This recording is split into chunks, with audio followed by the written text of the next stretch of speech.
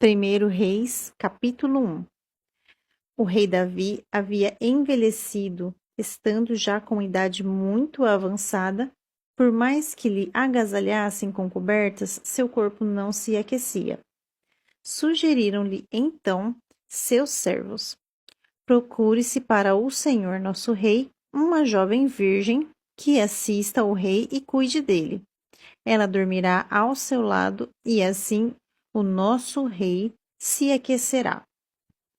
Procuraram, pois, em todo o território de Israel uma jovem bela e acharam Abisag, uma sunamita, e a conduziram ao rei. A jovem era sobremaneira formosa e dedicada. Cuidava do rei e o servia, mas o rei não teve relação com ela. Ora, Adonias, cuja mãe se chamava Agite, começou a divulgar: sou eu que vou reinar proximamente. Arranjou para si carro e cavalos, além de 50 guardas que corriam diante dele. Seu pai, enquanto viveu, não o repreendeu, questionando: por que fazes isso? Ele era também um homem extraordinário e belo, e havia nascido depois de Absalão. Adonias, pois, entrou em entendimento com Joabe, filho de Zeruia, e com o sacerdote Abiatar, que tomaram partido de Adonias e o apoiaram. Mas os sacerdotes Zadok, Benaia, filho de Joiada, o profeta Natã, Simei, Rei e a guarda especial de Davi não seguiram a Adonias.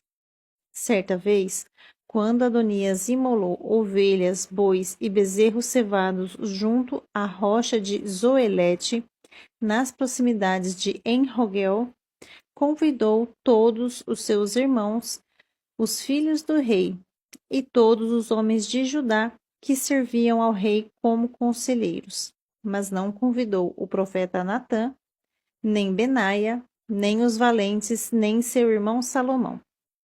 Natã questionou então a Batseba, mãe de Salomão: não ficaste sabendo que Adonias, filho de Agite, proclamou-se rei sem que o nosso senhor Davi fosse comunicado? Pois então presta atenção ao conselho que passo a dar-te, a fim de que salves a tua vida e a de teu filho Salomão. Vai depressa ter com o rei Davi e indaga-lhe: Senhor meu rei, porventura não juraste a esta tua serva: Salomão teu filho reinará depois de mim, e é ele que se sentará no meu trono? Com que autoridade Adonias se denominou rei? Enquanto ainda estiveres lá, falando com o rei, entrarei depois de ti e apoiarei as tuas reivindicações. Então Batseba dirigiu-se aos aposentos do rei já idoso, onde a virgem de Sunem, Abisag, zelava por ele. Batseba se ajoelhou e se prostrou diante do rei. E o rei lhe indagou: que desejas? Ela prontamente respondeu-lhe: meu senhor, juraste a esta tua serva, pelo Senhor Yahvé teu Deus: teu filho Salomão reinará depois de mim, e é ele quem se sentará no meu trono. Ora, eis que agora Adonias proclamou-se rei, e tu, Senhor meu rei, nem ficaste sabendo disso.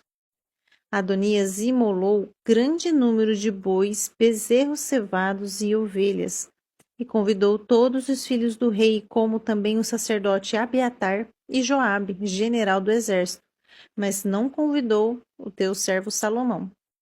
No entanto, é para ti, Senhor meu rei, que todo Israel dirige o seu olhar, para que lhe indiques pessoalmente quem haverá de sentar-se depois de ti sobre o trono que te pertence, ó meu senhor e rei.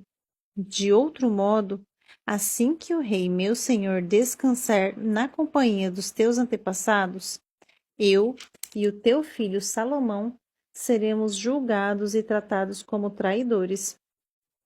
Ela ainda estava argumentando com o rei quando chegou o profeta Natã, e anunciaram ao rei: O profeta Natã deseja ver o rei. Ele se aproximou do rei, se prostrou diante dele com o rosto em terra. Então declarou Natã: Senhor meu rei, acaso afirmaste: Adonias reinará depois de mim e sentar-se-á no meu trono? Porquanto ele desceu hoje para imolar grande quantidade de bois, bezerros cevados e ovelhas, tendo convocado todos os filhos do rei, os oficiais do exército, e exclamou: Viva o rei Adonias! Mas não convidou a mim, teu servo, nem Zadok, nem Benaia, filho de Joiada, nem teu servo Salomão. Porventura, isso aconteceu por ordem do Senhor meu rei, sem que tenhas informado a teus servos mais próximos quem sucederia ao trono, Senhor meu rei. Então prontamente o rei Davi ordenou: Chamai para mim Batseba. E ela entrou e postou-se em pé diante dele. Em seguida, proferiu o rei um juramento: Juro pelo nome do Senhor Yahvé, o qual me livrou de todas as adversidades, que certamente ainda hoje mesmo vou executar o que prometi em nome do Senhor, o Deus de Israel. Eis que o meu filho Salomão me sucederá como rei e ocupará o meu trono em meu lugar. No mesmo instante, Batseba prostrou-se com o rosto rente ao chão e, ajoelhando-se perante o rei, exclamou: Viva para todo o sempre o rei Davi, meu senhor. Logo depois, o rei Davi ordenou: Chamai para mim os sacerdotes Zadok, o profeta Natã, e Benaia, filho de Joiada. Assim que eles se apresentaram ao rei, ele os orientou, dizendo: Tomai convosco os conselheiros do vosso rei. Fazei com que meu filho Salomão monte sobre minha mula e conduzi-o até Giom. Ali o sacerdote Zadok e o profeta Natã o ungirão rei sobre todo Israel. Nesse momento tocareis o chofar, a trombeta, e bradareis: Viva o rei Salomão! Depois tornareis a subir atrás dele, e ele virá a sentar-se no meu trono, e passará a reinar em meu lugar, pois foi a ele que instituí governantes sobre todo o Israel e Judá. Benaia, filho de Joiada, declarou ao rei: Amém, assim seja, e que o Senhor Yahvé, o Deus do rei, meu senhor, confirme isso.